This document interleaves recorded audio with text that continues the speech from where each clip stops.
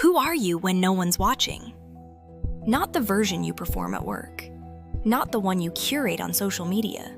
Not the one that makes everyone comfortable. The real you. Here's a question that might sting.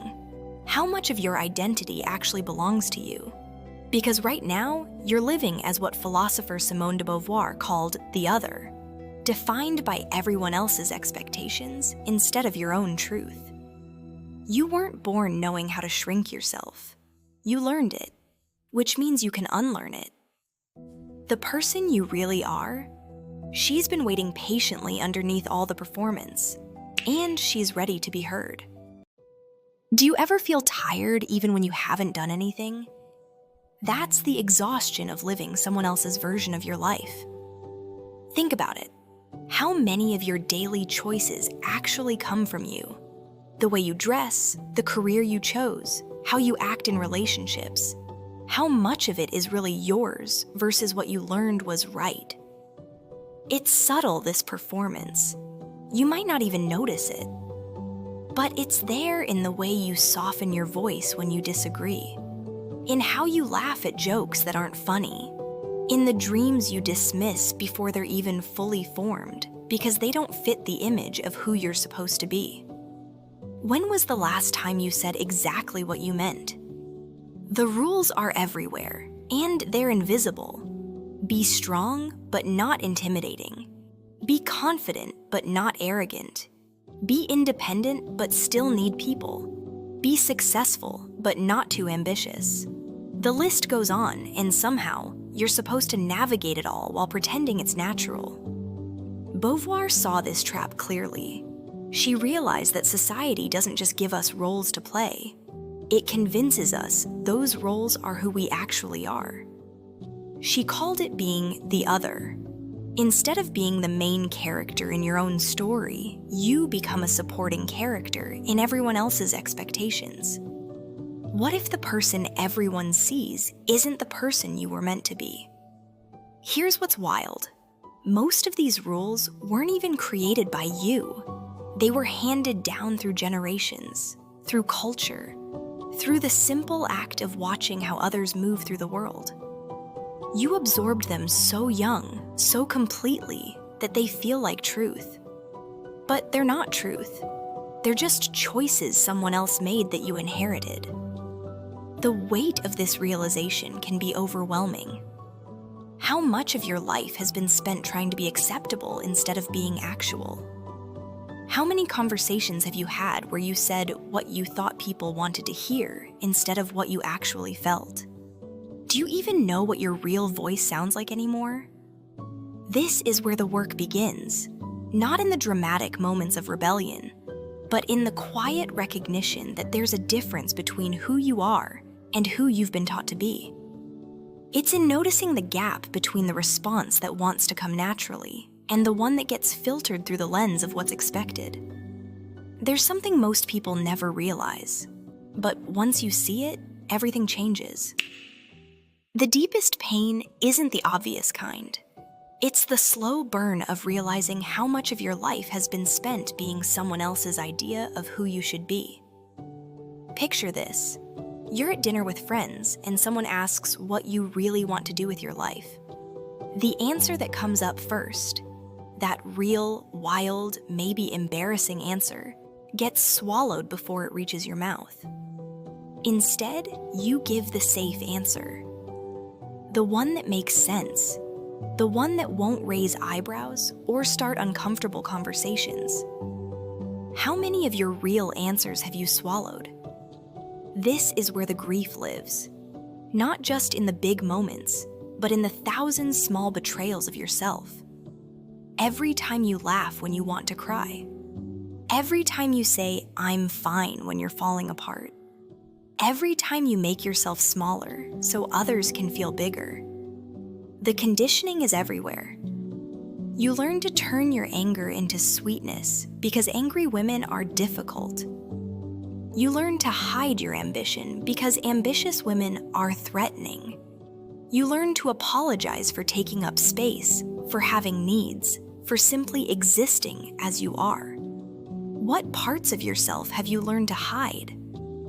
But here's the thing that'll break your heart. You've gotten so good at performing that you've forgotten who you were before you learned to be acceptable.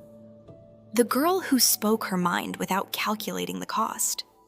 The one who dreamed big without worrying about being realistic.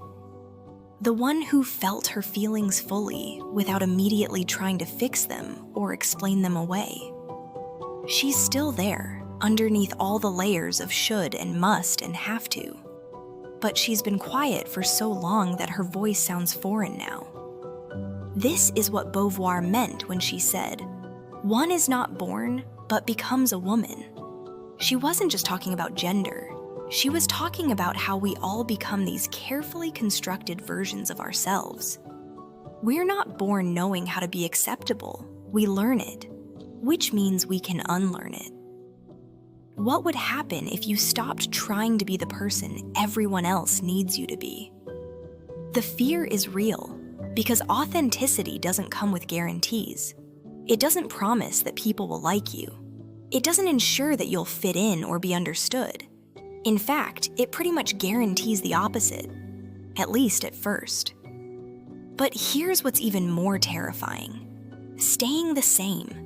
Continuing to live as a carefully edited version of yourself while your real self slowly withers from lack of sunlight. Continuing to say yes when you mean no, to laugh when you want to scream, to shrink when you want to expand. The rage that comes with this realization isn't pretty. It's the anger of a woman who realizes she's been living in a cage she didn't even know existed. It's the fury of discovering that the very qualities that make you human, your complexity, your contradictions, your wildness, are the ones you've been taught to hide. How much of your life force has been spent trying to be lovable instead of being alive? But anger can be fuel. It can be the fire that burns away everything that isn't actually you. It can be the energy that finally says enough to the exhaustion of performance. Beauvoir understood this. She knew that freedom isn't comfortable. It's not about finding a perfect way to be. It's about accepting the responsibility of choosing, even when the choice is scary, even when it means disappointing people, even when it means standing alone. What if the person you've been trying so hard to be isn't even someone you like? The path forward isn't about rebellion for its own sake. It's about finally meeting the person you actually are underneath all the layers of who you thought you had to be. It's about discovering that your authentic self, messy, complicated, imperfect, is far more interesting than any performed version could ever be. Here's what changes everything. You don't have to wait for permission to be yourself. The moment you realize that authenticity isn't about finding some perfect, fixed version of who you are, it's about making choices that feel true in this moment, right now. That's when real freedom begins. Start small. Notice when you're about to say something you don't mean. Pause. Ask yourself, what would I actually say if I wasn't worried about the reaction? You don't have to say it out loud yet. Just notice the difference between your performed response and your real one. What if being authentic is as simple as stopping to ask, what do I actually think about this? Pay attention to your body. It knows the difference between truth and performance. Your shoulders tense when you're about to compromise yourself. Your chest opens when you speak from an authentic place. Your body is constantly giving you information about what's real and what's not. Try this. The next time someone asks how you are, give them a real answer. Not necessarily dramatic or oversharing, but real. I'm struggling with something today instead of I'm fine. I'm actually really excited about something instead of just good. Watch how it changes the conversation. This isn't about becoming selfish or reckless. It's about recognizing that your authentic presence is a gift, not a burden. People can feel the difference between someone who's performing and someone who's real. Your realness gives others permission to be real too.